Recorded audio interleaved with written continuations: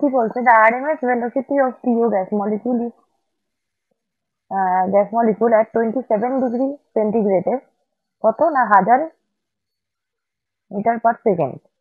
R into molecule for into molecule 600 kelvin the RMS velocity আমাদের বার করতে হবে।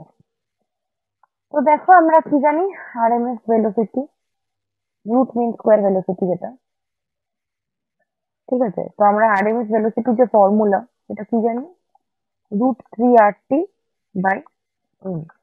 এখানে আর হচ্ছে কনস্ট্যান্ট টি টেম্পারেচার, এম হচ্ছে মলিকুলার ওয়েট। তো দেখো এখানে আমাদের কি কি না, আরটা সেম হবে, ঠিক আছে। তো দেখো টি আর এমটা ভ্যারি করবে। তো যদি এরকম লিখি ইউআরএমএস অফ পিও বাই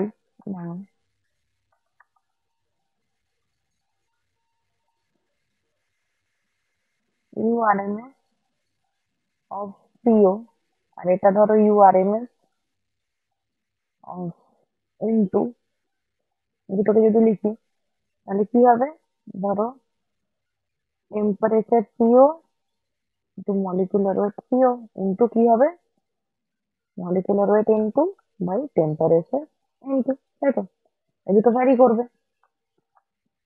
এবার ভ্যালু গুলো যদি পুট করি দেখো কি হবে না, টেম্পারেচার অফ পিও কত বলেছে দেখো, 27 ডিগ্রি, ঠিক আছে। এবার 273 প্লাস 27 করলে কত হবে, 300 কেলভিন। আমরা পুরোটাই কেলভিনে এনে নেবো, ঠিক আছে, 300। আর এখানেও দেখো এই টেম্পারেচার অফ ইনটু কত বলে দিয়েছে, 600। মলিকুলার অফ ইনটু কত, 28। মলিকুলার অফ পিও কত, 28, ঠিক আছে। তাহলে এটা যদি করি আমরা, আমাদের ভ্যালু বেরোবে 1/√2, ঠিক আছে, 1/√2।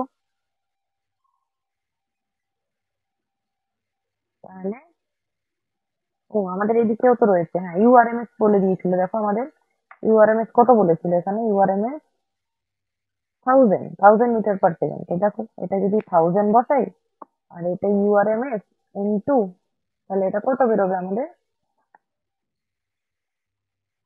1000/ইউআরএমএস ইনটু, তাহলে এখান থেকে কত বেরোবে, আমরা যদি করি ইউআরএমএস অফ ইনটু 1000, আর আমাদের √2 এর ভ্যালু কত, √2 এর ভ্যালু হচ্ছে 1.414।